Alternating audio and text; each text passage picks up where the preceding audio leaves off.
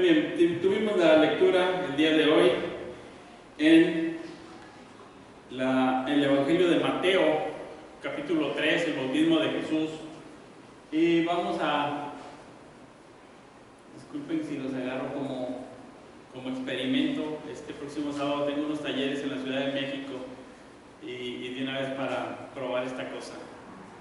Así que si me ayudan participando con sus celulares, contestando esta pregunta con una palabra: ¿quién es Jesús?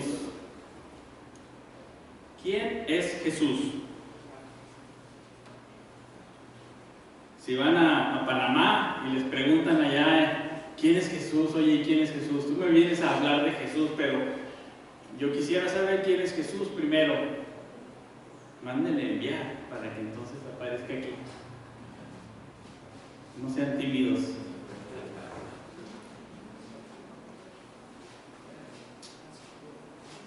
En una palabra, ¿quién es Jesús? Amigo, vida eterna, Dios.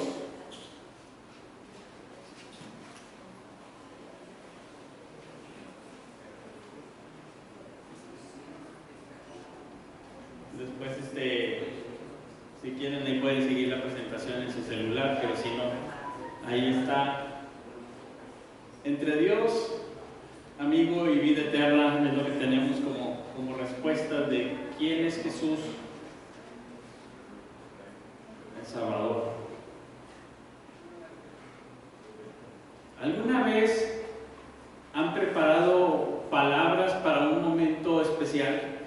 ¿Les ha tocado, no sé, hablar en una graduación y dicen, me toca dar las palabras en la graduación? O tal vez les ha tocado dar unas palabras en un funeral de alguien cercano, alguien amado, un padre, una madre, un amigo, o unas palabras en la boda de alguien y dices, es mi amigo, ¿qué digo? Y se preparan con unas palabras especiales, ¿verdad?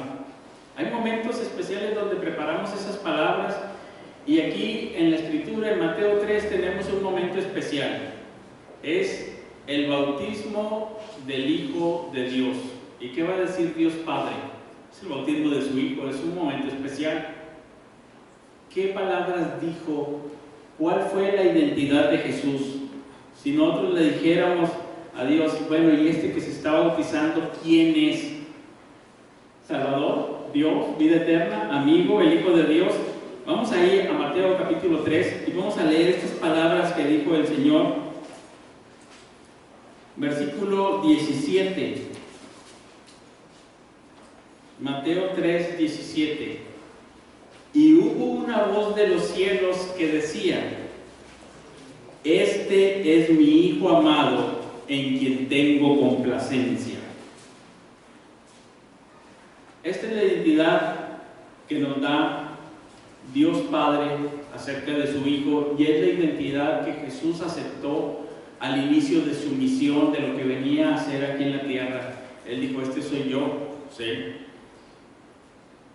Gracias a todos los que participaron. No me da una idea de cómo va a funcionar en el taller. Creo que...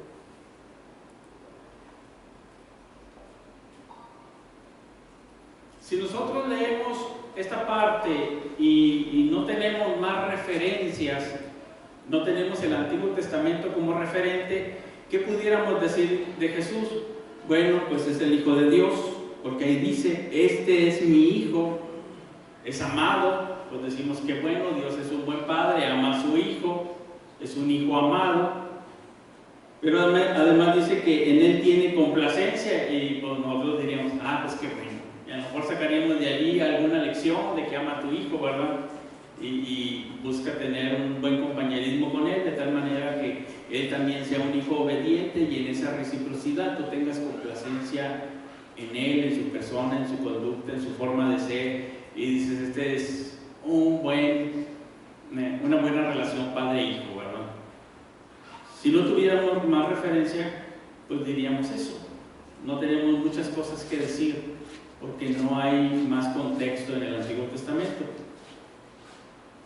En una ocasión Les cuento esto, yo creo que ya en otra ocasión los he contado. Cuando estaba en la universidad platicaba en los pasillos normalmente con mi amigo Carlos Astorga, hijo, ¿no? El papá era en otra época. Y me acuerdo que en esas pláticas, en una ocasión, él mencionó una frase y yo me quedé pensando y le dije, creo que tienes razón. Y me dice, Pepe Luis, esa frase es de una canción, de una banda irlandesa, creo que YouTube, que no sé qué. Y yo dije, con razón se me hacía demasiada sabiduría poética saliendo de tus labios. Yo no me acuerdo de qué estábamos hablando, ni cuál era la frase, pero como yo no conocía esa canción, no conocía siquiera esa banda irlandesa, para mí, ni idea del trasfondo. Así que cuando nosotros leemos aquí, y que Dios Padre le dice, este es mi Hijo amado, en quien tengo complacencia, y no conocemos el Antiguo Testamento, ni idea tenemos de qué está diciendo. Simplemente no conocemos, como me pasó a mí, esa banda irlandesa, no la conozco y no tengo el trasfondo para saber a qué se está refiriendo, quién es Jesús. Son palabras bien preparadas para ese momento. No está hablando al azar, ¿sí? Mateo las está escribiendo y registrando ahí de una manera importante. Y hay dos maneras principales en las que Mateo cita la Escritura. En ocasiones dice, escrito está. Y entonces te dice que es algo que está en la Escritura, en el Antiguo Testamento. O dice, esto dijo para que se cumpliese la Escritura. Esto dijo conforme a la profecía de Jeremías, etc. Entonces, él lo anuncia. Pero en ocasiones, él menciona el Antiguo Testamento sin anunciarlo. Simplemente lo dice, como Carlos Astorga mencionando las palabras de esa canción. Como si yo les dijera ahorita, pues qué triste fue decirnos adiós. Ya hasta la golondrina emigró. No necesito decirles, ya ustedes saben que es el triste de José José. ¿Qué está diciendo aquí? Hay un asunto que maneja mucho Mateo, que es, y los escritores del Nuevo Testamento, que es la intertextualidad. Es decir, van a mencionar frases del Antiguo Testamento asumiendo que todos la conocen, como Carlos asumía que yo conocía aquella canción. Y sin embargo, nosotros tan lejanos, mexicanos de este tiempo moderno, tal vez estamos tan alejados que decimos, ¿y qué me está citando? ¿De qué está hablando? Hay una forma en que los rabinos enseñaban y normalmente tomaban un pasaje de la Torá, de la ley de Moisés, del Pentateuco, un pasaje de los escritos que llaman Ketubim, y un pasaje de los profetas, que le llamaban Nebihim. Entonces agarraban tres pasajes y con eso hacían una enseñanza, los hacían de alguna manera concordar, pero exegéticamente bien, trabajándolos bien. Así que aquí en esta frase que está dando Mateo, él está relacionando tres textos según los expertos. Uno es Isaías 42:1, donde dice, este es el siervo de Jehová en quien tengo complacencia. Este es el que está anunciando Dios. Está también relacionando el Salmo 2:7 y que dice, este es mi hijo amado que se va a convertir en rey. Este es en el que tengo complacencia. Y está mencionando Génesis 22:2, cuando le dice, ofrece a tu hijo el que amas en sacrificio, de tal manera que cuando dice Dios Padre, este es mi hijo amado, dice, este es el siervo de Jehová.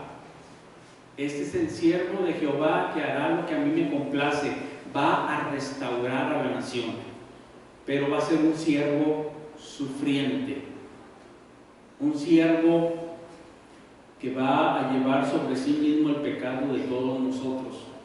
El castigo de nuestra paz es sobre él. Por su llaga somos nosotros curados. Él fue azotado y abatido y fue a la muerte.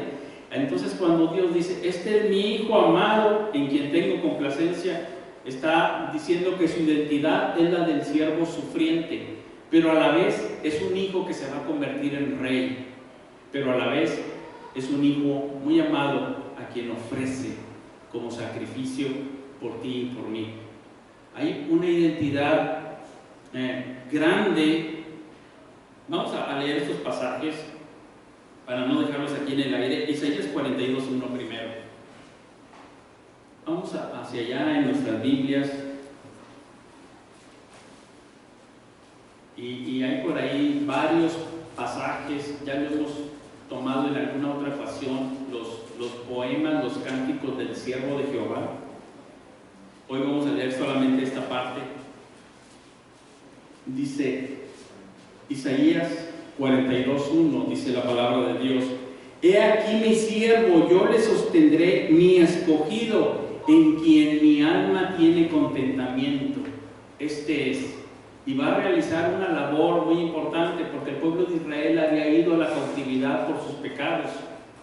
Y en un sentido más amplio, toda la humanidad hemos ido a la cautividad extrema por nuestros pecados. Una cautividad no solamente bajo el dominio del pecado y sus consecuencias, sino bajo el dominio de la muerte. Y ahí es donde el siervo de Jehová va a ir él, directamente hasta la muerte, y va a derrotar al que tiene el imperio de la muerte, va a derrotar al pecado, a Satanás, y va a venir victorioso. Y dice: este es mi siervo que va a hacer la obra que a mí me complace, que es una obra de redención, es una obra de salvación para toda la humanidad. Y este es el siervo que estábamos esperando. Isaías dijo: tiene que venir el siervo de Jehová, y va a venir primero Elías, que lo va a anunciar, y va a llegar el siervo de Jehová, y cuando está ahí siendo bautizado en el Jordán, Dios dice: este es el que todos estamos esperando, este es el siervo sufriente de Jehová, que va a ir a morir por nuestros pecados, a hacer lo que ninguno de nosotros podíamos hacer. Y esas son buenas noticias. Ese es el evangelio: arrepentidos porque ha llegado ya. Eso es lo que estaban esperando. Y ahí se anuncia al ser bautizado el Señor, el siervo de Jehová, que hará lo que a él le complace. Pero además es un siervo que se va a convertir en rey, y lo está anunciando el Salmo 2:7. Vayamos también ahí a la escritura.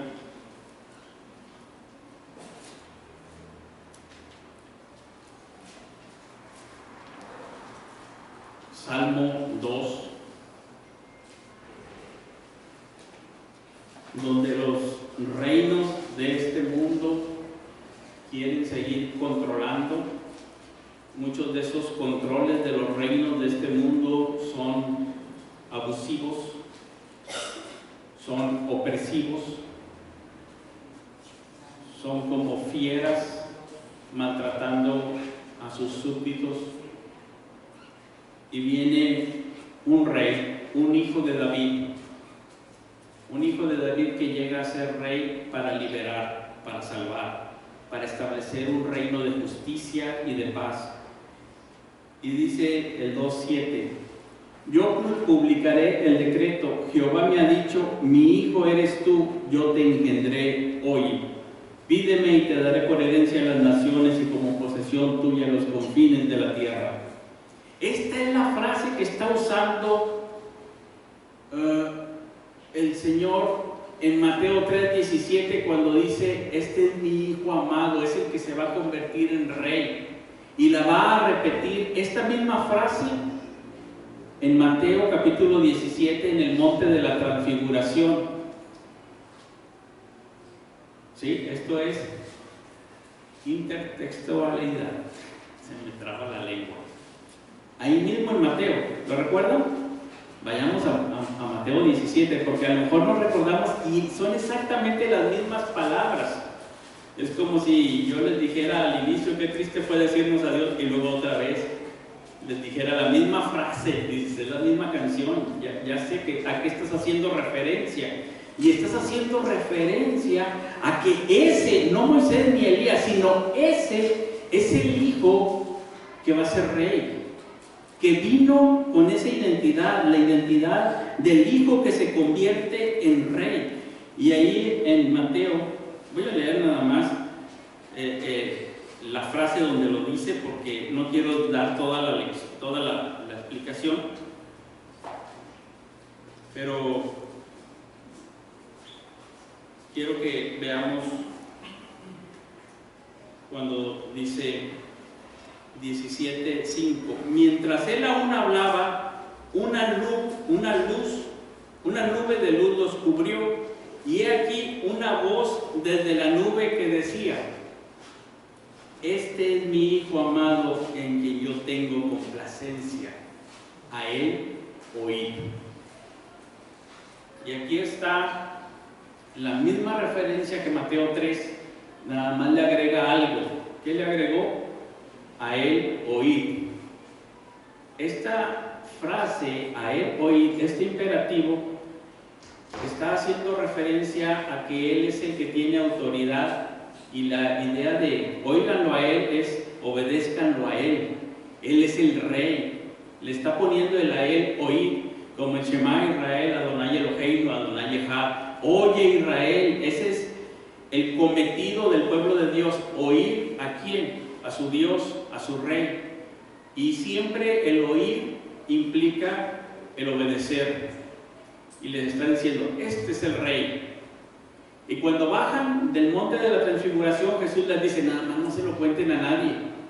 O sea, ellos saben que yo soy el siervo de Jehová, el siervo sufriente, pero todavía no les cuenten que yo soy el que voy a ser el Rey, el Hijo que se convierte en Rey, hasta que pase y sea resucitado. Después de la resurrección lo cuentan, porque primero había un enfoque en la identidad de Jesús como el siervo sufriente que cargaba con nuestros pecados en la cruz del madero, que sufría por ti y por mí.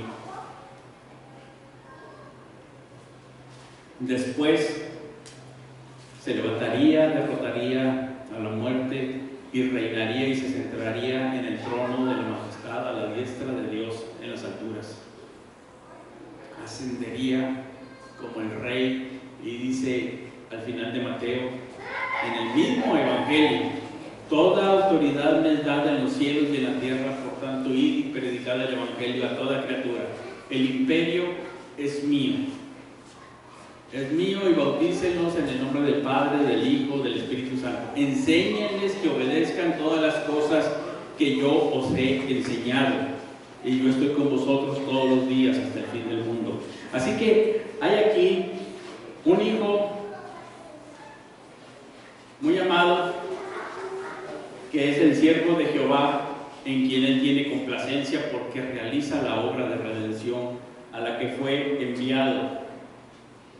Es el Hijo que se convierte en Rey, pero es también un Hijo muy amado que es ofrecido en el sacrificio. Y aquí está el pasaje de la Torá en Génesis 22, y vamos a leerlo también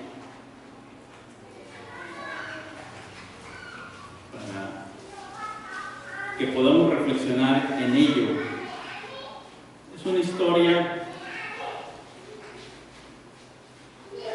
donde Dios le dice a Abraham que va a bendecir a todas las familias de la tierra, que en él, en su simiente, van a ser bendecidas, pero su simiente, en quien va a venir la bendición, es Isaac, y le manda que lo sacrifique. Es una manera de decir que esa salvación va a venir a través del juicio, que va a ser un camino sufriente, no va a ser un camino sencillo. Fíjense lo que dice: aconteció después de estas cosas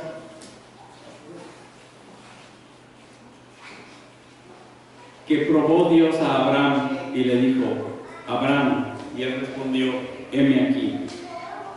Y dijo: toma ahora a tu hijo, tu único, Isaac, a quien amas, y vete a tierra de Moriah y ofrécelo allí en holocausto sobre uno de los montes que yo te diré. Y eso es lo que está diciendo aquí el Señor en su bautismo: este es mi Hijo,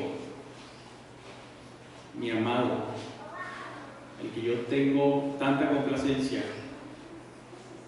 y lo ofrezco como el Cordero de Dios que quita el pecado del mundo, para ir a morir en ese monte que Él le dirá, en el monte Calvario. En ese monte es ofrecido y Jehová provee salvación para todo el mundo, para todas las edades, para todas las épocas, en Jesucristo. Y dice, este es mi Hijo muy amado, es el que les estoy enviando. No estoy enviando un ángel, no estoy enviando cualquier mensajero, no estoy enviando cualquier profeta, estoy enviando a mi Hijo muy amado. Dios muestra su amor para con nosotros dándonos a su Hijo muy amado. Acabamos de cantar, porque de tal manera amó Dios al mundo que ha dado a su Hijo unigénito, al único, a quien amas, para que todo aquel que en Él cree no se pierda, mas tenga vida eterna. Y lo dio de esa manera, en un sacrificio por ti y por mí. Ahora, perdón, ¿cómo le hago para regresarme ahora? Ya se acabó eso. Se los platico. La identidad de Cristo, de alguna manera también establece cuál es tu identidad y la mía como iglesia del Señor. La identidad de Jesucristo muestra cuál es la identidad de la iglesia como pueblo de Dios. La iglesia como pueblo de Dios recibe ese soplo de Dios. En este bautismo está representado por el Espíritu Santo descendiendo como paloma, un movimiento también ya conocido, ustedes ya lo recordarán en el Antiguo Testamento, cuando dice descendió el Espíritu como paloma, ustedes rápido piensan en 2, 3 pasajes, ¿en cuál? ¿No se saben esa canción? ¿En qué piensan cuando dice y descendió como paloma? No es sorpresa. Génesis 1:2, sí, el Espíritu se movía sobre las aguas, ahí estaba revoloteando, muy bien. En la creación, donde estaba poniendo en orden el caos. Génesis 6, ¿qué les parece? 7 y 8, cuando dice que se acabó el diluvio y que dice, ¿cómo sabemos si ya estamos a salvo? Y mandan una paloma, y la paloma viene y dice, todavía no estás a salvo. Pero cuando se posa, aquí con Jesús se posa la paloma sobre él. Y cuando ya viene con una ramita, dice, ya se posó sobre algo. Y quiere decir que ya bajaron las aguas y ya hay vegetación. Y trajo vegetación y dice, ya se posó, ya estamos a salvo. Ya pronto se va a abrir esta puerta y vamos a salir del arca. Estamos salvados. La iglesia recibe el Espíritu Santo, primero los discípulos con un soplo del aliento de Jesús, y después en Pentecostés, cuando sopla este viento que nos recuerda el silbo apacible, cuando Elías dijo, Dios no estaba en la tormenta, ni en el fuego, ni en el terremoto, pero después vino un silbo apacible, y es la salvación de Dios. La iglesia es una iglesia además sufriente, como nuestro Salvador, el siervo de Jehová. La iglesia es una iglesia salva, pero que tiene una misión que se une al plan de redención del Señor, que Él nos llama por su gracia para entrar en esta proclamación del Evangelio y proclamar a un Cristo sufriente, pero a la vez la iglesia no es una iglesia poderosa. Decía Pedro, no tengo plata ni oro, no hay poder, no hay una estructura de control, pero decía el apóstol Pablo, estamos como pobres pero enriqueciendo a muchos, como derribados pero no destruidos, y por todas partes llevamos la muerte de Jesús como una iglesia sufriente, para que también la vida de Jesús se manifieste a través de nosotros. Pero a la vez la iglesia será una iglesia reinante, porque llegará un día cuando el malvado reciba su merecido, cuando toda iniquidad, todo pecado sea castigado y todos sean salvados. La iglesia será una iglesia reinante, y dice la Escritura, y reinaremos con él. ¿Se imaginan tal cosa? Y reinaremos con Él. Lo mejor de la iglesia está en el futuro. Nos espera algo glorioso con el Señor. Esas son las buenas nuevas del Evangelio. Cuando escuchamos a Dios Padre decir, este es mi Hijo amado, nosotros tenemos que armarnos de ese mismo pensamiento y decir, voy a ser sufriente y voy a servir al Señor y voy a llevar a cabo su voluntad y voy a proclamar su Evangelio y voy a modelar el Evangelio en la comunidad de los santos en unidad, en amor. Y sí, va a haber sufrimiento, pero también cuando Él dice, este es mi Hijo amado, nosotros sabemos que con Él nosotros somos amados por Dios y un día también reinantes con Dios. Pero también ofrecidos a una obra sacrificial. El Espíritu Santo nos hace nuevas criaturas y nos dice 2 Corintios 5, de modo que aquel que está en Cristo, nueva criatura es. Una nueva creación como resucitados en Cristo, pero no solamente somos una nueva creación, sino que tenemos una misión. El Señor iba a la cruz a ser ofrecido en sacrificio y nosotros nos unimos a su misión. Y dice más adelante, ese mismo capítulo 5 de 2 Corintios, que no solamente somos nuevas criaturas, sino que anunciamos, se nos encargó un ministerio de reconciliación y somos embajadores en nombre de Cristo, anunciando el Evangelio de Cristo. Y ahora estamos como si Dios estuviera rogando por medio de nosotros, reconcíliense con Dios. Tenemos una misión. Así que ahorita vimos el ejemplo aquí comentado brevemente de un viaje misionero. Toda la iglesia tenemos una comisión, un encargo, un ministerio misionero de reconciliación con Dios por medio de la obra de Cristo en la cruz del Calvario. Es el evangelio más grande, es la cosa más gloriosa de la que podemos participar. Proclamar a Cristo como evangelismo corporativo, como evangelismo individual. Cuando digo evangelismo corporativo, me estoy refiriendo a la manera de vivir y modelar el Evangelio en nuestras relaciones como iglesia, en el unos a otros, amándonos unos a otros, estamos modelando el Evangelio, perdonándonos unos a otros, soportándonos como Cristo nos soportó, estamos modelando el Evangelio, pero también proclamándolo en un evangelismo individual. Somos llamados a anunciar esas buenas nuevas y que cuando alguien nos pregunte ¿quién es Jesús?, nosotros decimos, es el siervo de Jehová, sufriente y que hace una labor de redención en la cruz del Calvario para salvarte a ti y a mí del pecado, de su condenación y sus consecuencias. Pero también es el Hijo que se convierte en Dios, en Rey, que señorea para siempre y que establecerá su reino de justicia y de paz. Y que podemos confiar que en ese reino no entrará nadie injusto, nadie que hace lo malo, y la ley será el amor. Y eso es lo que esperamos. Pero a la vez, ¿quién es Jesús? Es el Hijo muy amado que es ofrecido en sacrificio.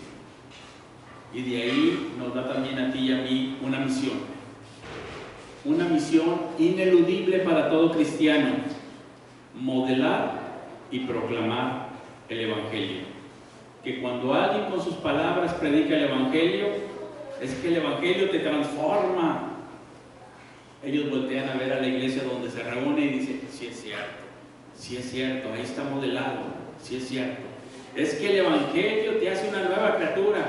Y van a voltear a ver hacia la iglesia y van a ver el Evangelio modelado, con nuevas criaturas que se despojan del viejo hombre y se visten del nuevo, de benignidad, de bondad, de amabilidad, de perdón, de justicia, de amor, que es el vínculo perfecto. Que hay una transformación, de tal manera que ineludible es nuestro llamado,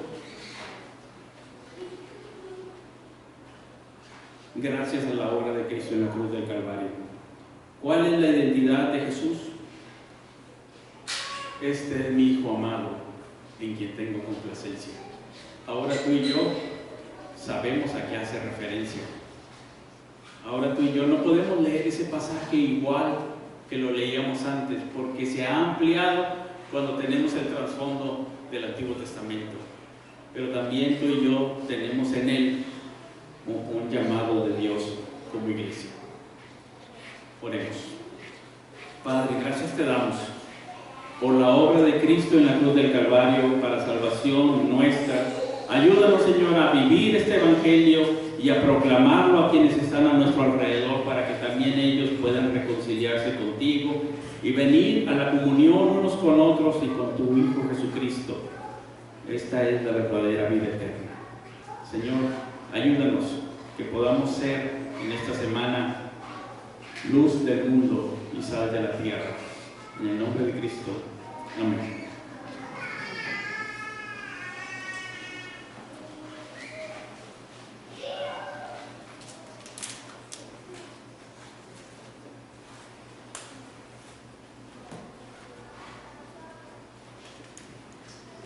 Pues gracias a Dios por su palabra, y si me preguntaran quién es Jesús, es el Hijo